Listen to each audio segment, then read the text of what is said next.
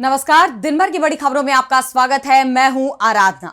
आज इस बुलेटिन में बात होगी संसद में मोदी सरकार को घेरने के कांग्रेस के प्लान की। भारत शिक्षा अधिष्ठान विधेयक, इसका भी हम विरोध करेंगे, पूरा विरोध करेंगे। सीमांकन विधेयक को लेकर कांग्रेस अध्यक्ष की प्रधानमंत्री को लिखे खत की। जानेंगे सोनम वांगचुक के अनशन पर हाईकोर्ट का क्या आया फैसला। राम मंदिर पर एसआईटी की जांच में हुआ क्या खुलासा। राम मंदिर का कोष तिजोरी लूट गई है तो क्या उनकी जिम्मेदारी नहीं बनती। देखेंगे राहुल गांधी की देहरादून रैली से क्यों घबराई हुई है बीजेपी। और बुलेटिन के आखिर में बात ईरान और अमेरिका जंग की। लेकिन दिन भर की तमाम बड़ी खबरों से पहले एक नजर आज की सुर्खियों पर। चुनावी मोड में समाजवादी पार्टी सितंबर से रथ यात्रा पर निकलेंगे। पार्टी प्रमुख अखिलेश यादव किसी धार्मिक स्थल से कर सकते हैं शुरुआत। चुन चुनकर नहीं चलना चाहिए बुलडोजर, सभी के साथ होना चाहिए समान न्याय। अतिक्रमण पर सुप्रीम कोर्ट की राज्यों को सख्त नसीहत। सपा सांसद आजम खान की जौहर यूनिवर्सिटी पर बुलडोजर एक्शन को लेकर बवाल। कांग्रेस सांसद इमरान मसूद ने कहा, आजम खान से अदावत का खामियाजा छात्र क्यों भुगते।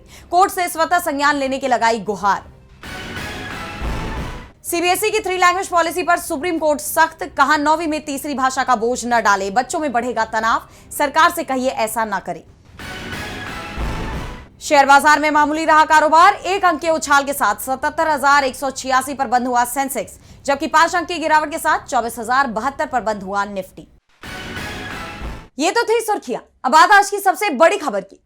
संसद का बजट सत्र 20 जुलाई से शुरू हो रहा है और इसे लेकर कांग्रेस और इंडिया गठबंधन ने मोदी सरकार को संसद में घेरने की रणनीति बनाना तेज कर दिया है। सोनिया गांधी के आवास पर कांग्रेस नेताओं की बैठक हुई।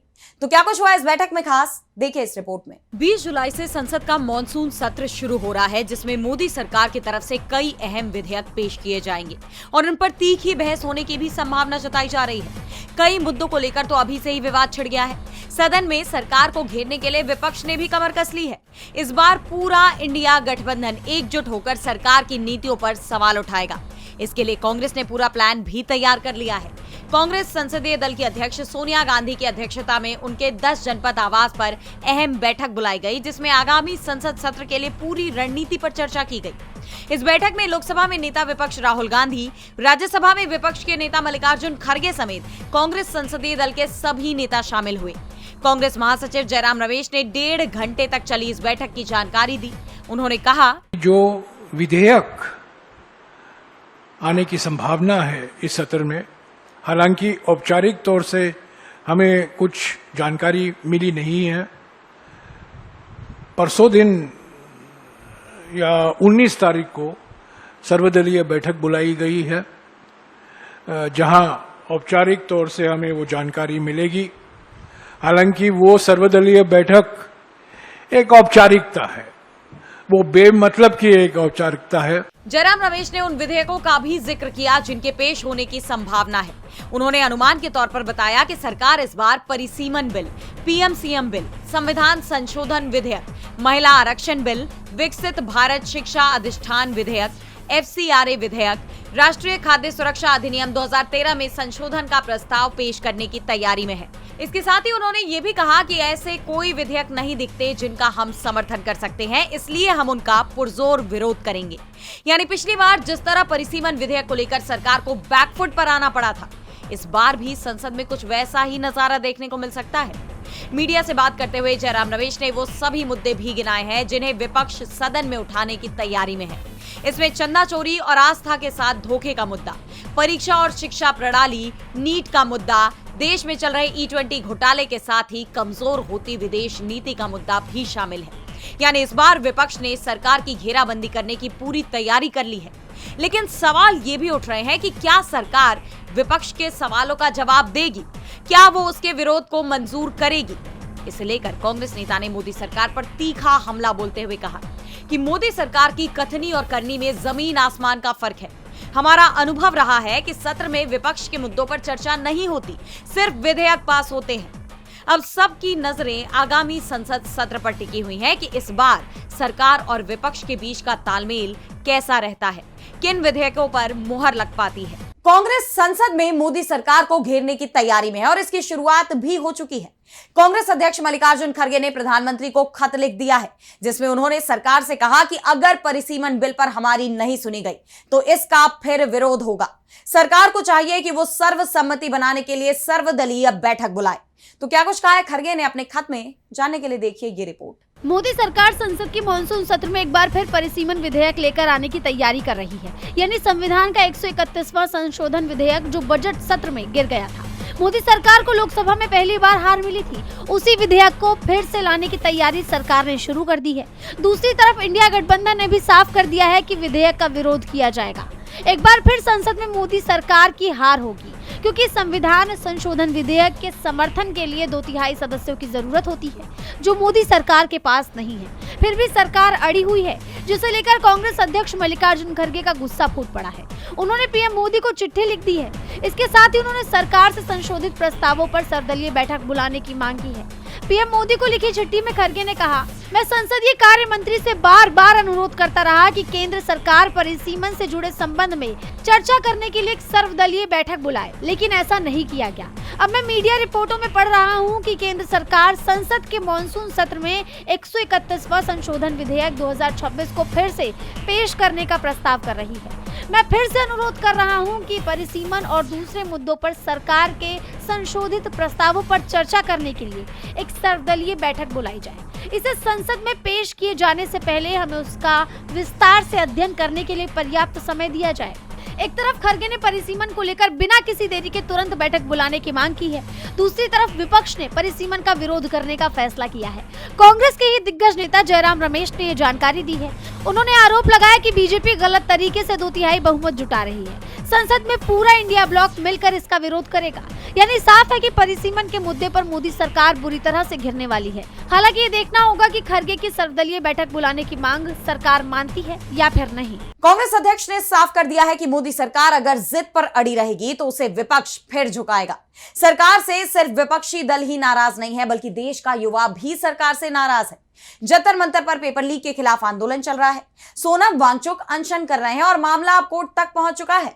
संसद में भी यह मुद्दा विपक्ष उठाने की तैयारी में है।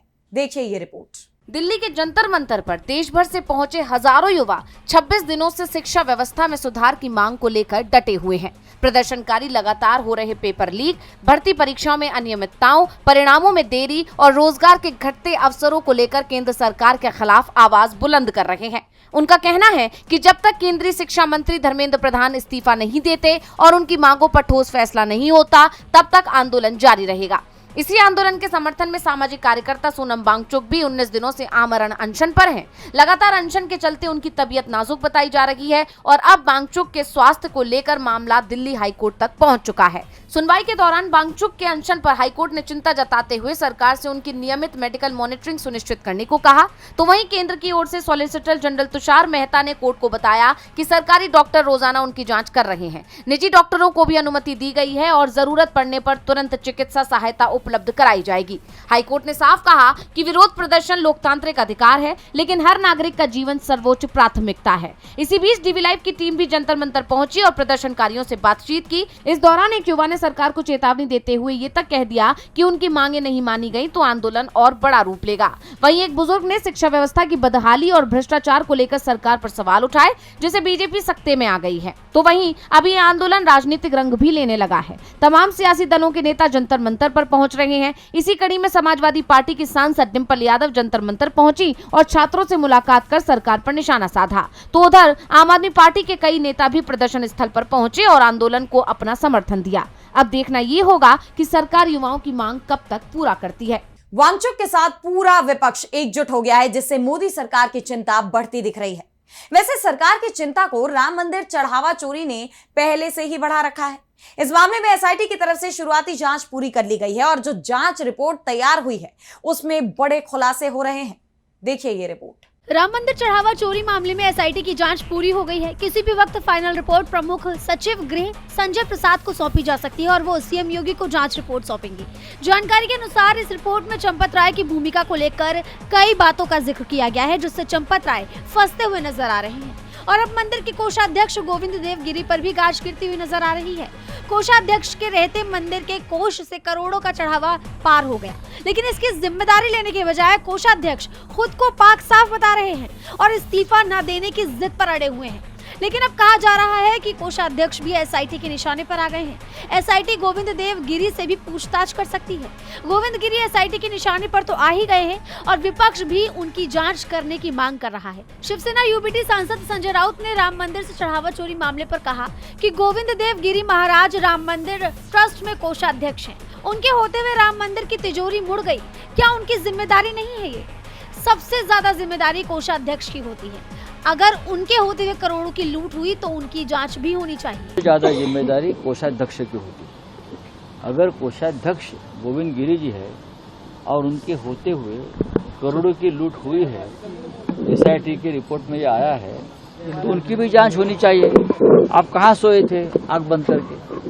आपकी जिम्मेदारी नहीं है वहाँ पहरा रखना, चौकीदारी करना, हिसाब किताब करना? यानी साफ है कि चंपत राय की तरह अब गोविंद गिरी भी फंस चुके हैं। हालांकि अब भी सबकी नजरें एसआईटी की जांच रिपोर्ट पर टिकी हुई है।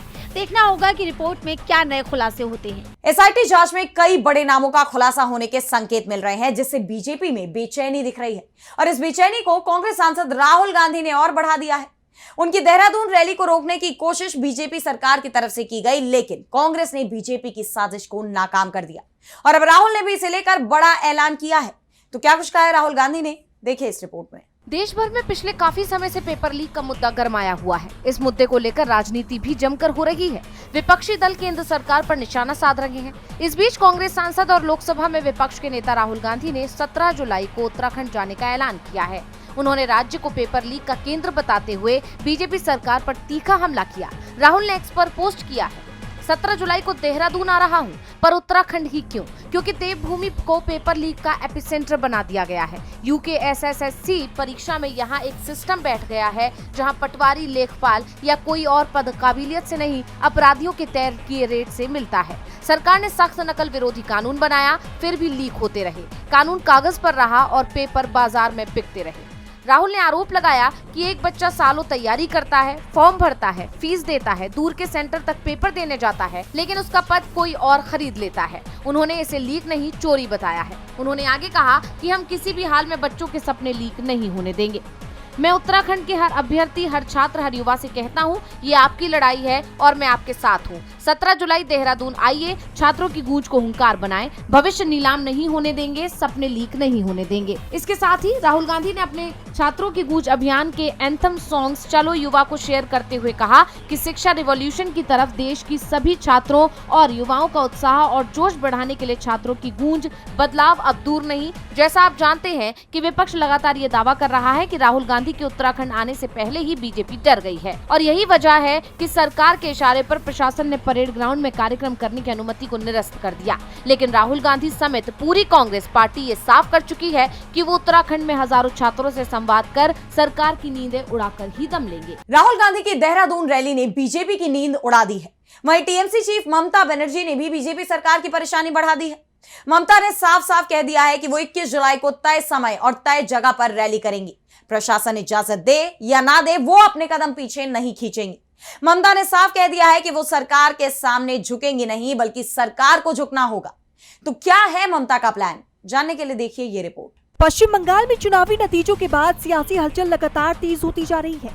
टीएमसी के कई नेताओं की पार्टी छोड़ने से राज्य की पूर्व मुख्यमंत्री ममता बनर्जी पर राजनीतिक दबाव बढ़ा है। इसी बीच ममता बनर्जी ने एक वीडियो संदेश जारी कर बीजेपी पर तीखा हमला बोला। उन्होंने दावा किया कि किसी को भी उम्र को लेकर शर्मिंदा करने की कोशिश न करें।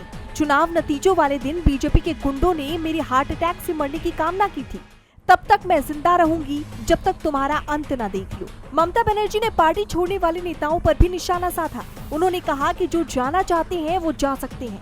मैंने 2006 में तृणमूल को फिर खड़ा किया था, मैं 2026 में भी ऐसा कर सकती हूँ। ममता ने आरोप लगाया कि केंद्रीय एजेंसियों के नोटिस और राजनीतिक दबाव के जरिए उनके नेताओं और उनके परिवारों को पाला बदलने के लिए मजबूर किया जा रहा है। दरअसल 16 जुलाई को ही टीएमसी सांसद रुक्मणी कोयल मलिक ने राज्यसभा से इस्तीफा दे दिया, जिसे ममता के लिए बड़ा झटका माना जा रहा है। खास बात तो ये है कि ममता का ये बयान ऐसे समय में सामने आया जब वरिष्ठ नेता मदन मित्रा बागी गुट के साथ खड़ी नजर आए। वहीं 21 जुलाई को होने वाली टीएमसी के शहीद दिवस रैली को लेकर भी विवाद बढ़ गया है। ममता का कहना है कि इजाजत मिले या ना मिले रैली हर हाल में होगी। उन्होंने यहां तक कह दिया कि जरूरत पड़ी तो बिना माइक के रिक्शे पर खड़ी होकर भी जनता को संबोधित करेंगी। फिलहाल बंगाल की राजनीति में आरोप प्रत्यारोप, बगावत और शक्ति प्रदर्शन का दौर जारी है। आने वाले दिनों में ये देखना अहम होगा कि टीएमसी अपनी एकजुटता बनाए रख पाती है या विपक्ष और सत्ता पक्ष के बीच ये सियासी संघर्ष और ज्यादा तीखा होता है। और बुलेटिन के आखिर में बात अमेरिका और ईरान जंग की। हॉर्मुज पर कब्जे को लेकर इस बार अमेरिका और ईरान भिड़ गए हैं और दोनों ही एक दूसरे के ठिकानों पर हमले कर रहे हैं, जिसके चलते एक बार फिर पूरी दुनिया चिंता में दिखाई दे रही है, क्योंकि ईरान ने इस बार दुनिया में कच्चे तेल की सप्लाई को पूरी तरह से ठप करने का प्लान तैयार किया है। देखिए ये रिपोर्ट। अमेरिका और ईरान के बीच जारी जंग और तेज होती जा रही है। अमेरिकी सेना ने ईरान के कमांड सेंटरों, एयर डिफेंस साइटों, मिसाइल और ड्रोन क्षमताओं और तटीय निगरानी सुविधाओं पर हमले किए, जिससे ईरान के बंदर अब्बास, केशम द्वीप, सिरिक, चाबहार, कोनारक, रास्क, खोंडाब, खोरमाबाद और सेमनान में धमाकों की गूंज सुनाई दी। इसके जवाब में ईरान ने भी कुवैत और बहरीन में स्थित अमेरिकी सैन्य ठिकानों पर ड्रोन हमले किए। यही नहीं, ईरान ने इन हमलों को लेकर चेतावनी भी दी। कहा है कि ये जंग अब सिर्फ हॉर्मुज स्ट्रेट तक सीमित नहीं रहेगी, बल्कि लाल सागर तक फैल सकती है। यानी अगर अमेरिका पीछे नहीं हटा तो दुनिया के दो सबसे अहम समुद्री choke point, strait of Hormuz और लाल सागर, एक साथ बाधित हो सकते हैं। ऐसे में ग्लोबल एनर्जी सप्लाई और व्यापार पूरी तरह ठप हो जाएगा, जो पहले ही हॉर्मुज बंद होने के चलते बुरी तरह से प्रभावित है। बीते दिन यहां से केवल 9 जहाज गुजरे हैं, जिसका असर वैश्विक तेल सप्लाई पर पड़ रहा है। ईरान ने साफ कर दिया है कि वो किसी भी कीमत पर हॉर्मुज में अमेरिकी हस्तक्षेप को बर्दाश्त नहीं करेगा। उसने यहां तक कि क्षेत्र में मौजूद बुनियादी ढांचों को भी निशाना बनाने की धमकी दी है। अमेरिकी राष्ट्रपति डोनाल्ड ट्रंप की पुलों और पावर प्लांट्स को निशाना बनाने की धमकियों के जवाब में ईरान के खातम अल अनबिया केंद्रीय मुख्यालय के प्रवक्ता ब्रिगेडियर जनरल इब्राहिम जोल्फागरी ने कहा कि अगर ट्रंप अपनी धमकियों पर अमल करते हैं तो इस क्षेत्र में मौजूद सभी बुनियादी ढांचे को ईरान की शक्तिशाली सशस्त्र सेनाएं तबाह कर देंगी, ताकि उनका कोई निशान न बचे, मानो वे कभी अस्तित्व में ही न रहे हों। इसके साथ ही उन्होंने ये भी साफ किया है कि ईरान का पड़ोसी देशों के साथ किसी भी तरह के संघर्ष का कोई इरादा नहीं है, यानी उसका दुश्मन केवल अमेरिका है। लेकिन अगर अमेरिका की आक्रामकता जारी रहती है तो युद्ध नए क्षेत्रों तक फैल सकता है। जिस तरह दोनों देशों में टकराव बढ़ता जा रहा है, उसे लेकर पूरी दुनिया की चिंता बढ़ गई है। खाड़ी क्षेत्र में बढ़ते सुरक्षा जोखिम को देखते हुए भारत ने भी अगले आदेश तक हॉर्मुज स्ट्रेट से गुजरने वाले जहाजों पर भारतीय नाविकों की तैनाती पर रोक लगा दी है। अब देखना यह होगा कि आने वाले वक्त में ये जंग क्या रूप लेती है। तो आज इस बुलेटिन में इतना ही। आप देखते रहिए डीवी लाइव। नमस्कार।